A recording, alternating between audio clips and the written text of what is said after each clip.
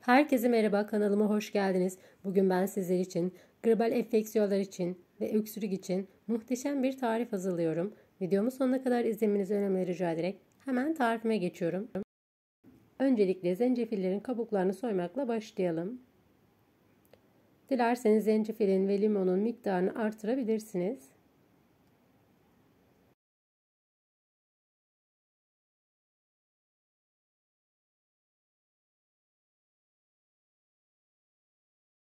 Gribal enfeksiyonlar için, öksürük için harika bir tarif. Denemenizi kesinlikle tavsiye ediyorum.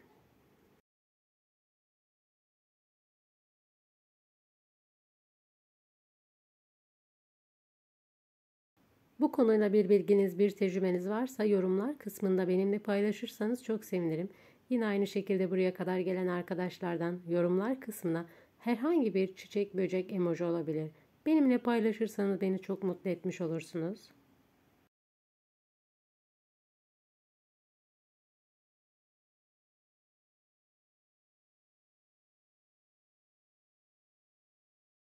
Zencefillerin kabuklarını aynı şekilde soymaya devam ediyorum.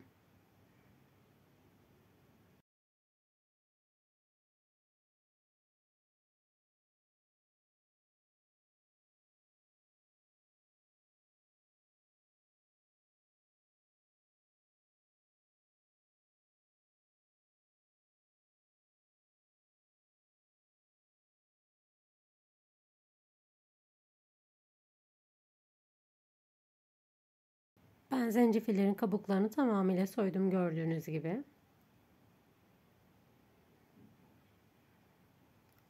Ardından doğrama işlemine geçiyorum. Küçük küçük küp küp şeklinde doğruyorum.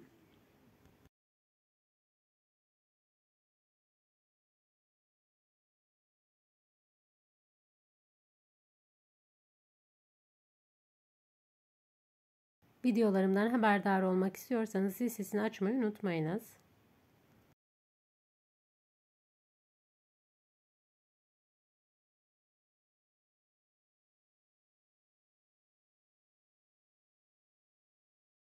Zencefillerin tamamını aynı şekilde doğramaya devam ediyorum.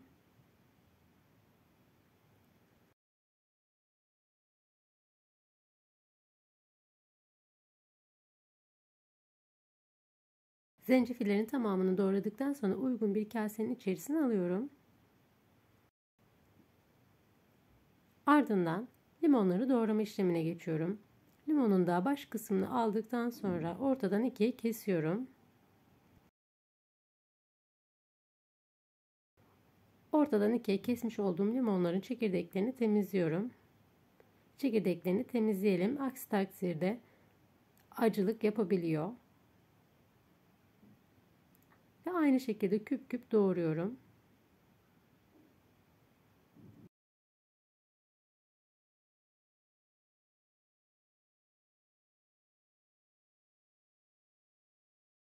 Limonları doğramaya devam ediyorum. Tekrar baş kısmını temizledikten sonra ortadan ikiye kesiyorum ve çekirdeklerini temizliyorum. Aynı şekilde küp küp doğruyorum. Doğramış olduğum limonları da zencefillerin içerisine ilave ediyorum ve karıştırıyorum. Ben bir tahta kaşık yardımıyla karıştırıyorum. Metal kaşıkla karıştırmayalım. Tahta kaşığı kesinlikle tavsiye ediyorum. Güzelce karıştırdıktan sonra kavanozlara dolduruyorum.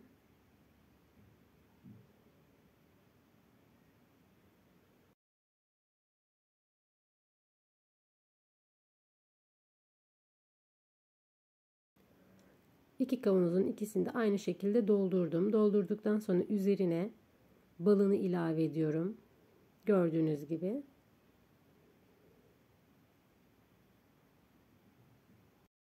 Yine aynı şekilde tahta kaşıkla üzerlerini balla dolduruyorum.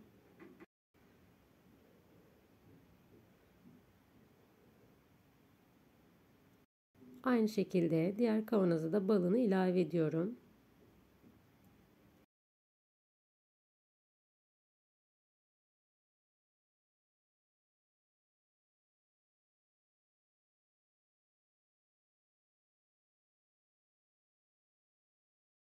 Kavanozların tamamını bu şekilde balla doldurdum.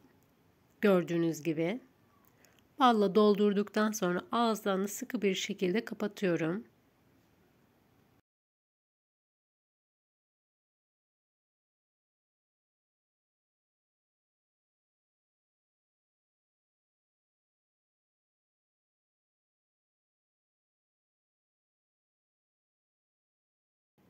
Ballar aşağıya doğru yavaş yavaş süzülmeye başladı. Gördüğünüz gibi.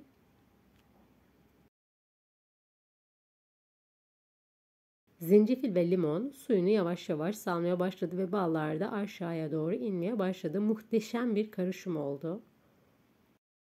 Limon, zencefil suyunu saldı, balla güzelce karıştı. Gerçekten de harika bir tarif oldu. Denemenizi kesinlikle tavsiye ediyorum. Zencefil, limon ve bal karışımımızı hazırladık. Hazırladıktan sonra 3 gün sonra açarsanız daha güzel olacaktır. Ve ben bir gün ardından bir tane kavanozun kapağını açıyorum. Gördüğünüz gibi tahta kaşıkla tekrar bastırarak, metal kaşık kullanmıyorum. Ben sizler için karışımımı da hazırlamak istiyorum.